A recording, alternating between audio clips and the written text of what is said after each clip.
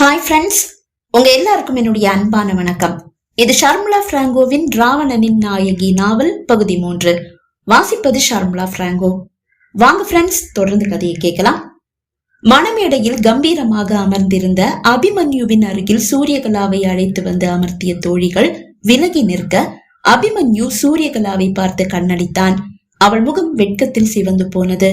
மெல்ல அவள் அருகில் குனிந்து, ரொம்ப அழகா இருக்கு சூர்யா என்று கூறியவன் உதட்டை குவித்து அந்தரத்தில் முத்தமிட்டான். அவனை பெருமிதத்தோடு அவள் பார்க்க அபிமன்யுவின் செல்போன் ஒலித்தது. செல்லை எடுத்து பார்த்தான். ஏதோ புது எண்ணிலிருந்து அழைப்பு. டேய், தாலி கற்ற வரைக்குமாவது செல்லை எடுக்காம இருடா என்று கூறிய அவனது அப்பா அவனது செல்போனை வாங்கிக் கொள்ள அவரது செல்போன் ஒலித்தது. அபிஷேக் புவனேஸ்வரின் செல்லும் ஒலிக்க ஆரம்பித்தது. அழைப்பை அனைவரும் ஏற்றுக்கொள்ள அனைவரின் முகமும் குப்பென்று வியர்த்து விட்டது. கைக்குட்டையை எடுத்து முகத்தை ஒப்பிக் கொண்டனர். இல்ல இல்ல, அவளை எதுவும் செஞ்சிட வேண்டாம். அபிஷேக், புவனேஸ்வர், அபிமன்யுவின் அப்பா மூவரும் கூறுவது சூரியகலா அபிமன்யுவின் செவியை எட்டியது. இருவரும் தலையை திருப்பி அவர்களை பார்த்தனர். அபிமன்யுவின் செல்போன் தொடர்ந்து ஒலித்துக் கொண்டே இருக்க அதை எடுத்து ஹலோ என்ற அவன் அப்பா செல்லை அபிமன்யுவிடம் கொடுத்தார். யாருப்பா? அந்த இந்திரஜித்துப்பா. நம்ம ஆஷாவை அவன் கடத்தி வச்சிருக்கான். என்னப்பா சொல்றீங்க? நீ முதல்ல அவன்கிட்ட பேசு, எனக்கு ரொம்ப பயமா இருக்கு. செல்லை வாங்கி ஹலோ என்றான். டேய் புது மாப்பிள, உன்னுடைய கல்யாணம் முகூர்த்தத்துக்கு முன்னாடி நிக்க போகுதுடா. நீ இப்ப என்ன பண்ற? அந்த திமிர் பிடிச்ச சூரியகலா பக்கத்துல இருந்து எந்திரிச்சு ஒரு ஓரமா போய் நில்லு. இல்ல உன்னுடைய தங்கச்சி பிறந்த மேனியோட மண்டபத்துக்குள்ள தலை தெறிக்க ஓடி வர்றத நீ மட்டும் இல்ல, எங்க கூடி இருக்கிற எல்லாரும் பாப்பாங்க. எப்படி வசதி? ஆடி போனவன், வேண்டாம் வேண்டாம், நான் எந்திரிச்சு ஓரமா போய் நிக்கிறேன். கீ கொடுத்த பொம்மையாக அபிமன்யு மணமேடையில் இருந்து எழ புரியாமல் அவனை பார்த்தவளின் கையில் தன் செல்போனை நீட்டினான் அபிஷேக். அவன் விழிகள் நிறைந்திருந்தது. யாருன்னா? இந்திரஜித். அவன் எதுக்கு நான் போன் பண்றான்? நீ முதல்ல அவன்கிட்ட பேசு. செல்லை வாங்கி செவியில் வைத்து ஹலோ என்றாள். என்னடி வௌவாலு, கோர்ட்டுக்கு போய் கருப்பு கவனம் போட்டுட்டு பொய் சொல்லி கேஸ ஜெயிக்கிற மாதிரி என்னையும் ஜெயிச்சிடலான்னு நினைச்சியா? உனக்கு பெரிய ஒரு ஆப்பா வச்சிருக்கேன்டி. உனக்கு ஒரு விஷயம் தெரியுமா? இப்போ உனக்கு கல்யாணம் நடக்க போகுது. ஆனா தாலி கட்ட போறது யாரு தெரியுமா? அத்தான் தாண்டி. அதிர்ச்சியோடு அபிமன்யுவை பார்த்தாள் சூரியகலா. அவன் அமைதியாக ஒரு ஓரத்தில் சென்று நிற்கிறான். அவனது குடும்பமும் அவனோடு சேர்ந்து நிற்கிறது. என்ன நடக்குதுன்னு தெரியலையா? சரி, அதை விடு. அந்த அபிமன்யு கிட்ட சொன்னதை அப்படியே உன்கிட்டயும் சொல்லிடுறேன். முகூர்த்தம் வேற நெருங்கிட்டு இருக்குது பாரு. இப்ப என்ன நடக்க போகுது தெரியுமா? நான் உன் கழுத்துல தாலி கட்ட போறேன். நீ எதிர்த்து ஒரு வார்த்தை பேசக்கூடாது. பேசுன அடுத்த செகண்ட் உன்னுடைய தங்கச்சி சந்திரகலா பர்த்டே ட்ரெஸ்ஸ போட்டுக்கிட்டு இந்த மண்டபத்துக்குள்ள தலை தெறிக்க ஓடி வருவா. வேண்டாம், அவளை அப்படி எதுவும் பண்ணிட வேண்டாம். கத்தியை விட்டாள் சூரியகலா. இது நீ இப்ப என்ன பண்ற? அப்படியே ஆடாம அசையாம அங்கேயே உட்கார்ந்துருக்க. அத்தான் வரேண்டி, உன் கழுத்துல தாலி கட்டி கூட்டிட்டு போயிடுறேன். அழைப்பு துண்டிக்கப்பட்டது. அடுத்த நொடி கம்பீரமாக பட்டு வேட்டி சட்டையில் திருமண மண்டபத்திற்குள் நுழைந்தான் இந்திரஜித். நேராக மணமேடைக்கு வந்தவன் அபிமன்யு கழுத்தில் அணிந்திருந்த பூமாலையை கழற்றி தன் கழுத்தில் போட்டுக் கொண்டான். என்ன நடக்கிறது என்று புரியாமல் ஊராரும் உற்றார் உறவினர்களும் விழிக்க, என்னடா இங்க என்னடா நடக்குதுன்னு பாக்குறீங்களா? வேற ஒண்ணு இல்லீங்க, இதோ இங்க உட்கார்ந்து இருக்காங்களே அட்வொகேட் சூரியகலா. இவங்களும் நானும் லவ்வர்ஸ். ரொம்ப சின்சியரா 2-3 வருஷமா காதலிக்கிறோம். காதல் என்னங்க காதல், லிவிங் டுகெதர்ல இருக்கிறோம். எங்களுக்குள்ள எல்லாமே முடிஞ்சிருச்சு. தாலி மட்டும்தான் கட்டணும். ஆனா என்ன, எங்க காதல சூரியகலா குடும்பம் ஏத்துக்கல. அவ ஒரு அட்வொகேட்னு கூட பாக்காம அவளுக்கு கட்டாய கல்யாணம் பண்ணி வைக்க பாக்குறாங்க. என் காதலியால சும்மா இருக்க முடியுமா? எனக்கு போன் போட்டு, ஐயோ அத்தான் சீக்கிரமா ஓடிவாங்க, என்ன காப்பாத்துங்கன்னு சொல்லி கதறா. என்னுடைய அன்பு காதலியா அப்படி என்னால விட்டுட முடியுமா என்ன? அதுதான் நான் ஒரு சூப்பர் என்ட்ரி கொடுத்திருக்கேன். போலீஸோட வந்திருக்கேன். அதனாலதான் இவங்க எல்லாம் பயந்து ஒரு ஓரமா போய் நிக்கிறாங்க.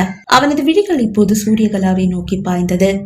பயப்படாதடா தங்கம், நம்ம காதல இங்க இருக்கிற யாராலையும் எதுவும் பண்ண முடியாது. உன் கழுத்துல அத்தான் தான் தாலி கட்ட போறேன். இதோ வந்துட்டேன் என்று கூறியவன் கை கடிகாரத்தில் நேரத்தை பார்த்தான். முகூர்த்தம் ஆயிடுச்சுப்பா, கெட்டி மேளம் கொட்டுங்க அவன் கூற கெட்டி மேளம் முழங்கியது. சூரியகலாவின் அருகில் வந்து அமர்ந்தவன் எடுத்து நீட்டப்பட்ட தாலியை வாங்கி அவள் இரு தோளிலும் கை வைத்து முதல் முடிச்சை போட்டான். ஆடாமல் அசையாமல் அமர்ந்திருந்தவளின் விழிகளில் இருந்து ஒன்றிரண்டு சொட்டு கண்ணீர் அவன் கையில் வந்து வீழ்ந்தது. என்னடி, மனசு வலிக்குதா? நல்லா வலிக்கிட்டுண்டி. பொய் சொன்னல, உன்னை தொட்டேன்னு பொய் சொன்னல, உன்னை தொட்டா தாண்டி ஏன் ஆத்திரம் அடங்கும். அவள் விழிகள் மலமளவென்று நிறைந்து வழிய, என்னடி அழுது காட்டி கொடுக்கலான்னு பாக்குறியா? ஒழுங்கு மரியாதையா கண்ணத்தோட பாக்குறவங்க நான் ஏதோ கட்டாயத்தாலி கட்டுறேன்னு சந்தேகப்பட மாட்டாங்க. அவள் அமைதியாக கண்ணீர் சிந்த அமர்ந்திருக்க, தொடக்க போறியா இல்ல உன் தங்கச்சிய? அவள் சட்டென்று கண்ணீரை துளைத்தாள். அவளிடம் மெல்லிய குரலில் பேசியபடியே மூன்றாவது முடிச்சையும் போட்டவன் அவள் கழுத்தில் இருந்து கையை எடுத்தான். அதுவரை அவள் முகம் யாருக்கும் சரியாக தெரியவில்லை. சடங்குகள் அனைத்தும் முடிந்ததும் மணமேடையிலிருந்து மெல்ல எழுந்த இந்திரஜித் அவளை நோக்கி கரத்தை நீட்டினான். தங்கையின் முகம்தான் அவள் கண்முன் வந்து நின்றது. வேறு வழியின்றி மனமில்லா மனமுடன் அவன் கரத்தை பிடித்து எழுந்து நின்றாள். அவளை தன்னோடு சேர்த்து நிறுத்தியவன், சாரிங்க, இதுக்கு மேல நாங்க இங்க இருந்தா அது பொண்ணு வீட்டுக்காரங்களுக்கு ரொம்ப கஷ்டமா போகும். அதனால என் அன்பு மனைவிய கூட்டிட்டு நான் இங்க இருந்து கிளம்புறேன். ஆனா வந்த நீங்க எல்லாரும் சந்தோஷமா விருந்து சாப்பிட்டு முடிச்சிட்டு தான் போகணும். போலாமா பேபி? சூரியகலாவை பார்த்து கேட்டவன் அவளை அணைத்தபடியே மண்டப வாசலை நோக்கி நடந்தான். திருமண மண்டபத்திலிருந்து வெளியே வந்தவன் காரை நோக்கி நடந்தான். காரின் அருகில் வந்ததும் காரின் முன்கதவை திறந்து ஏறுடி என்றான். அவள் ஏறி அமர டிரைவர் சீட்டில் அவனும் ஏறி அமர்ந்தான். கார் மெல்ல அங்கிருந்து நகர்ந்தது.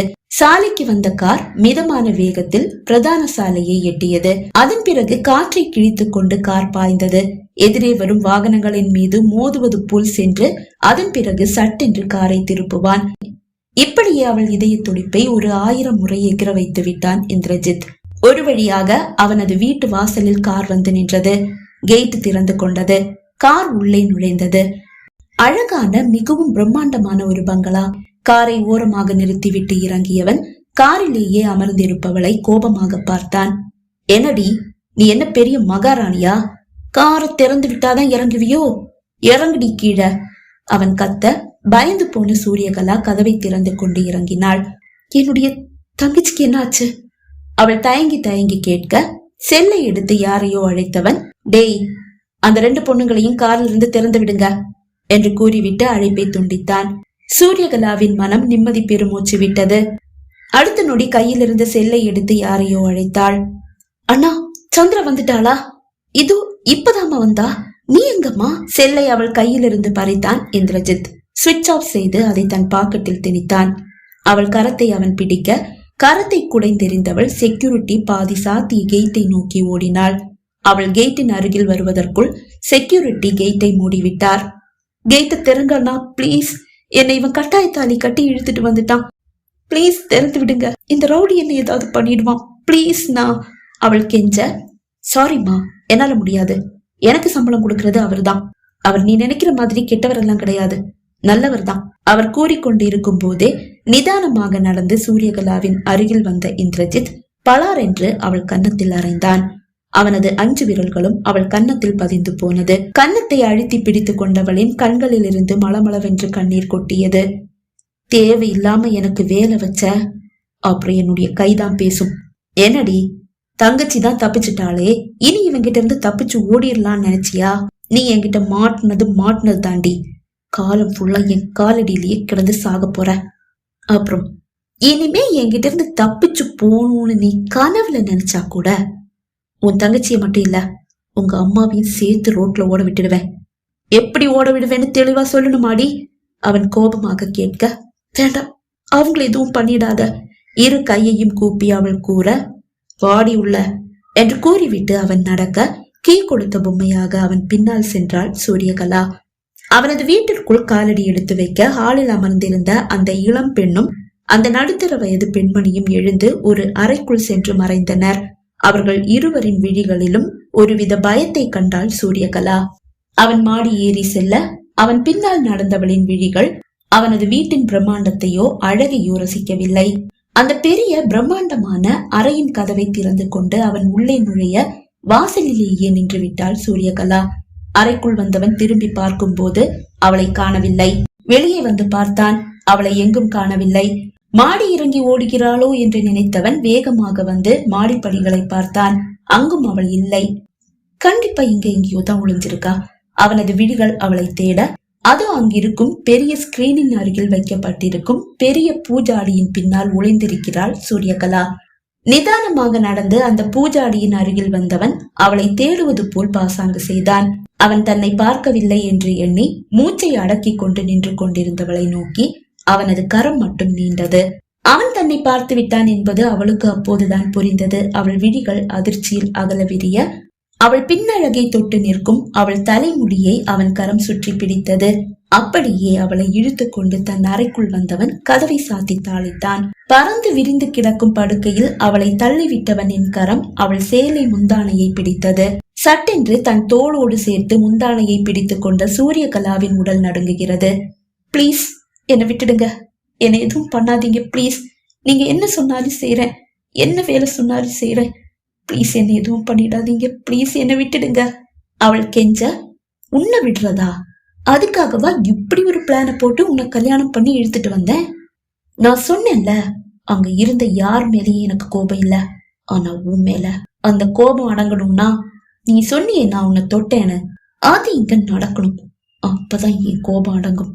அவள் எதிர்ப்புகளை காற்றில் பறக்க விட்டவனின் கரம் அவள் சேலையை உருவி எறிந்தது. அவளை கட்டி அணைக்க முயன்றவனின் கையை பிடித்து கடித்து விட்டு தப்ப முயன்றவளை ஈவு இரக்கம் இல்லாமல் பலார் பலார் என்று கன்னத்தில் அறைந்தான். கீழே விழுந்தவளின் கரத்தை பிடித்து இழுத்து எழுப்பியவனின் ஆணுறுப்பை நோக்கி அவள் கால் உயர நூல் இழையில் அவளது தாக்குதலில் இருந்து நழுவி கொண்டவன், அவ்வளவு திமிராடி உனக்கு என்று கேட்டபடியே அவளது ஒவ்வொரு உடையையும் பித்தெறிந்தான். சில நிமிடங்களில் அவன் கட்டிய தாலி மட்டுமே அவள் உடலில் மிஞ்சியது. அவளது எதிர்ப்போ அழுகையோ கெஞ்சலோ அவன் மனதை இம்மி அளவு கூட கரைய வைக்கவில்லை. பூவை அவள் ஆஜானுபாகுவான காலை அவனிடம் எத்தனை நேரம் தாக்கு பிடிக்க இயலும்? அவளை முழுமையாக கீழடக்கியவன் கசக்கி போட்ட பூவாக சுருண்டு படுக்கையில் கிடப்பவளை ஏளனமாக பார்த்தான். எங்க பாரு, எப்ப எல்லாம் நான் இந்த ரூமுக்குள்ள வருவேனோ அப்ப எல்லாம் நீ எனக்கு விருந்தாகணும். நான் சொல்லாமலே இந்த ரூமுக்குள்ள நீ வந்துடணும். உன்னை நான் கூப்பிட்டுட்டெல்லாம் இருக்க மாட்டேன். கூப்பிட வச்ச இதை விட வேதனைய நீ அன்னைக்கு அனுபவிப்ப. புரிஞ்சதாடி? பீரோவை நோக்கி நடந்தவன் பீரோவை திறந்து அவனது சட்டைகளில் ஒன்றை எடுத்து அவள் மீது வீசிவிட்டு செல்போனை எடுத்து யாரையோ அழைத்தான். பொண்ணுங்க யூஸ் பண்ற ட்ரெஸ் வேணும், வீட்டுல போடுறது வெளியில போடுறது எல்லாம் வேணும். சைஸா? மீடியம் போதும் என்று கூறிவிட்டு அழைப்பை துண்டித்து விட்டு செல்போனை மேஜை மீது வைத்தான். ஏதோ நினைத்தவனாக அதை எடுத்து பாக்கெட்டில் திணித்து விட்டு குளியல் அறைக்கு சென்றான். தன் மீது வீசப்பட்ட சட்டையை எடுத்து பார்த்த சூரியகலா அதை கசக்கி தூக்கி எறிந்தாள். படுக்கையில் கிடக்கும் போர்வையை எடுத்து தன் மீது போர்த்தி கொண்டவள் படுக்கையில் சுருண்டு படுத்து தேம்பி தேம்பி அழுதாள். பகுதி 3 நிறைவடைந்தது. பகுதி 4 உங்களை சந்திக்கும் வரை விடைபெறுகிறேன். நன்றி, வணக்கம்.